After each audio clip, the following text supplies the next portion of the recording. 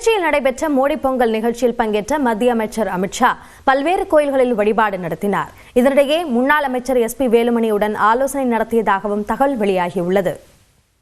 நம்ம ஊர் பொங்கல், மோடி பொங்கல், பொங்கலோ பொங்கல், பொங்கலோ பொங்கல், பொங்கலோ பொங்கல், பொங்கலோ பொங்கல். திருச்சியில் பாஜக சார்பில் பிரம்மாண்டமாக நடைபெற்ற மோடி பொங்கல் நிகழ்ச்சிதான் இது.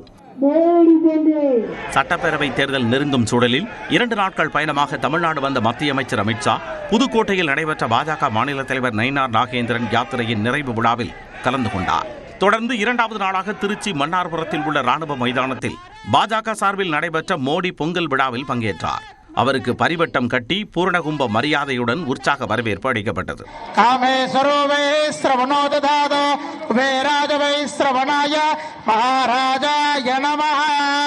பின்னர் 1008 பானைகளில் பொங்கல் வைத்து வழிபாடு நடத்தப்பட்டது.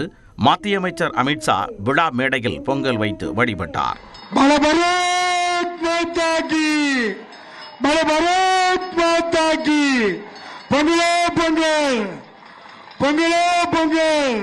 இந்நிகழ்ச்சியில் மத்திய அமைச்சர்கள் பியூஷ் கோயல், எல் முருகன், பாஜக மாநில தலைவர் நயினார் நாகேந்திரன் உள்ளிட்டோர் கலந்து கொண்டனர்.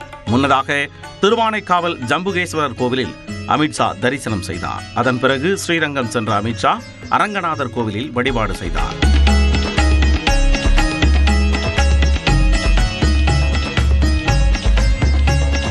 இதனிடையே கூட்டணியை பலப்படுத்துவது தொடர்பாக மத்திய அமைச்சர் அமித்ஷாவை அதிமுக முன்னாள் அமைச்சர் SP வேலுமணி 2வது நாளாக சந்தித்து பேசியதாக தகவல் வெளியாகியுள்ளது.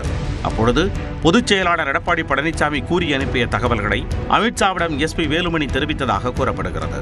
அதன்படி TTV தினகரனை கூட்டணியில் இணைக்கும் பாஜகவின் முயற்சிக்கு எடப்பாடி பழனிசாமி சம்மதம் தெரிவித்ததாகவும், OPS புதிய கட்சியாக கூட்டணிக்குள் வந்தால் எந்தவித ஆட்சேபனையும் இல்லை என்றும் தெளிவுபடுத்தியதாக தெரிகிறது.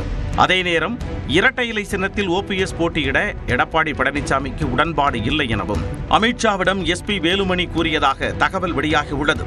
பாமக கூட்டணியில் இணைவது கிட்டத்தட்ட உறுதியான நிலையில் ராமதாஸை முடிந்த வரையில் சமாதானம் செய்யுமாறு EPS கேட்டுக்கொண்டதாகவும் தெரிகிறது. தேமுதிக கூட்டணிக்குள் கொண்டு வருவதில் சிக்கல் இல்லை என்றாலும் அவர்கள் விரும்பும் 20 தொகுதிகளை தர இயலாது. வேண்டுமானால் 8 முதல் 10 தொகுதிகளை தரலாம் என்ற நிலைப்பாட்டில் அதிமுக இருப்பதாக கூறப்படுகிறது. சிறிய கட்சிகளுடனான பேச்சுவார்த்தை முடித்து விரைவில் வெளிப்படுத்த திட்டமிட்டுள்ளதாகவும், தொகுதி பங்கீடு சிக்கலை பிறகு தீர்த்துக் கொள்ளலாம், முதலில் கூட்டணியை உறுதி செய்து களத்தை தயார் செய்வோம் என அமித்ஷாவுடனான ஆலோசனையில் முடிவு செய்யப்பட்டதாகவும் தகவல் வெளியாகியுள்ளது.